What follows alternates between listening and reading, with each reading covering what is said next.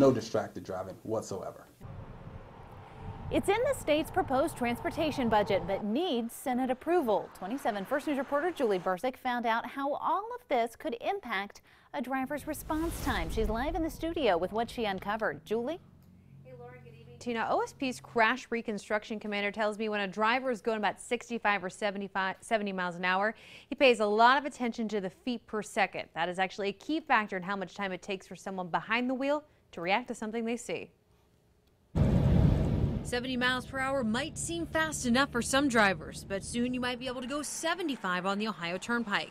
We see crashes happening at all different speed limits, and I think just the biggest component is driver inattention. Ohio State Highway Patrol Lieutenant Chris Kinn is in charge of accident reconstructions. He pays close attention to feet per second. They're going 65 mile an hour. You're looking at around 95 feet per second.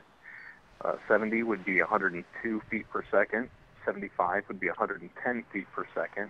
And 80 is 117 feet per second. He says it takes a driver 1.5 seconds to see something before hitting the brake. When they're traveling, 95 to 117 feet per second, they're basically going to go 1.5 times that during that perception reaction time. So there's no braking that occurs yet. Ken says add-on distractions like changing the radio, a cell phone, or reaching for a cup of coffee, drivers can lose more time. That split second sometimes can be the difference between a crash and no crash. People need to understand if there is an increase in the speed limit, that they're still going to have to pay attention to what they're doing.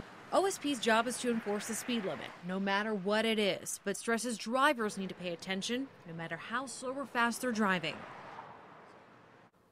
If the speed limit increases and passes, Lieutenant Hendricks says it also applies to the rural roads, and that would include part of Interstate 76, more going onto the Portage County line. And I spoke with the Ohio Troopers Coalition. They tell me that they're against this increase for a number of reasons. Your stop time, your reaction time, and that distracted driving, a big piece of it too. All right. Thanks, Julie. Sure. Definitely a story that we'll be following.